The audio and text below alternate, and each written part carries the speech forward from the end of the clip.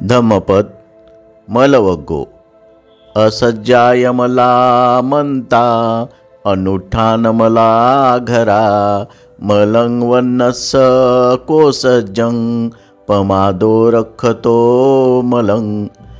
अस्वाध्याय हा मंत्रांचा मळ होय, नादुरुस्ती हा घराचा मळ होय, आळस हा शरीराचा मळ होय, बेसावधपणा हा पहारेकऱ्यांचा मळ होय। अर्थकथा।